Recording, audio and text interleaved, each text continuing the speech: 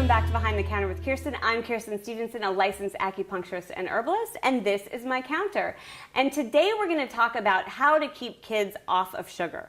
Now, one of the most challenging things for parents is to keep their kids away from sugar. For the record, I'm not a parent, but most of my friends are, and I watch them deal with this issue on a day-to-day basis. And as an astute observer, here are a few goals that I would suggest for any parent to aim for.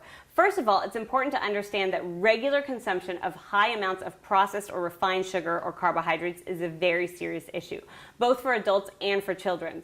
Now, most parents are aware of this. The real danger is that many parents think that if they keep their kids off of soda, sweets, and junk food, that their sugar problem is solved. Unfortunately, in today's world, driven by industrial food processing, processed sugar finds its way into all sorts of products. The next time you're going through your aisle at your grocery store, look and see how many packaged items contain high fructose corn syrup or some other sort of processed sugar or starchy ingredient.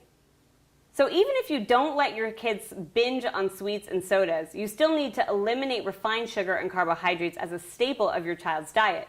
Now, you don't need to eliminate sweets altogether, just make them a lot healthier. And when buying prepackaged, choose products that are simple, fresh, unrefined ingredients sweetened from fruit instead of from sugars. But the best thing to do is use whole foods and natural ingredients in your home as much as you can. And I recommend always keeping your house filled with lots of fresh fruit and frozen fruit.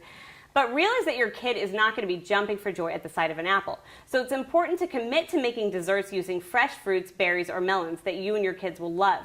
And get them involved in the process. This is going to help give them a sense of pride, which will make them eager to choose healthier options.